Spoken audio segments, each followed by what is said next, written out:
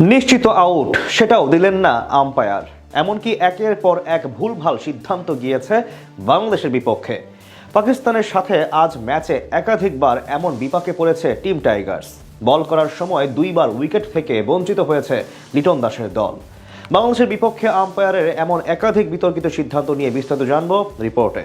পাকিস্তানের বিপক্ষে দুর্দান্ত বোলিং করেছে টাইগার বোলাররা, কিন্তু এরপরেও বড় প্রশ্নের জায়গা সৃষ্টি হয়েছে আম্পায়ারদেরকে নিয়ে। পুরো ম্যাচে একের অধিক সিদ্ধান্ত গিয়েছে টাইগারদের বিপক্ষে, যা নিয়ে চলছে নানান ধরনের আলোচনা। বিশেষ করে নিশ্চিত একটি আউট থেকেও বঞ্চিত হতে হয়েছে টাইগার বোলারদের। আবার বাংলাদেশের ব্যাটারদের বিপক্ষে আউট দিতে কোনো কৃপণতা করেনি তারা। মিরপুরে আজ বোলিং ও ব্যাটিং দুই বিভাগেই দাপট দেখিয়েছে লিটন দাসের দল।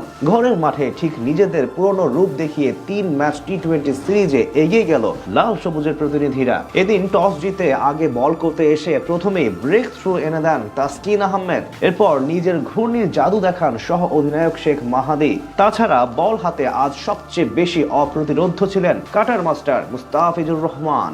তার করা 4 ওভারে মাত্র 6 রান নিতে পেরেছে পাক ব্যাটাররা। তবে সব ছাপিয়ে এদিন ম্যাচ জয়ের পাশাপাশি আলোচনায় ছিল আম্পায়ারদের একের পর এক বিতর্কিত সিদ্ধান্ত, যেগুলোর মধ্যে প্রায় সবগুলোই গিয়েছে টাইগারদের বিপক্ষে।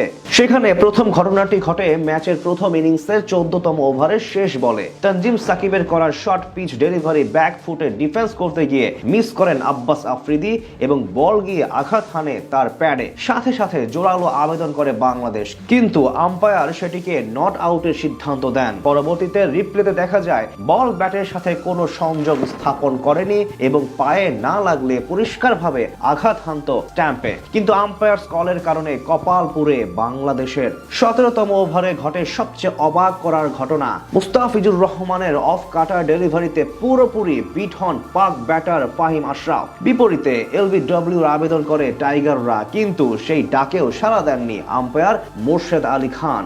এমনকি সেই যাত্রায় রিভিউ নেয়নি বাংলাদেশ। পরবর্তীতে রিপ্লেতে দেখা যায় বলের লাইন লেন্থ সবকিছুই ঠিক ছিল এবং সেটি নিশ্চিত আউট ছিল। অর্থাৎ টানা 2টি উইকেট থেকে বঞ্চিত হলো বাংলাদেশের বোলাররা। ঠিক বিপরীত চিত্র দেখা গেছে আবার বাংলাদেশের ব্যাটিং করার সময়ে।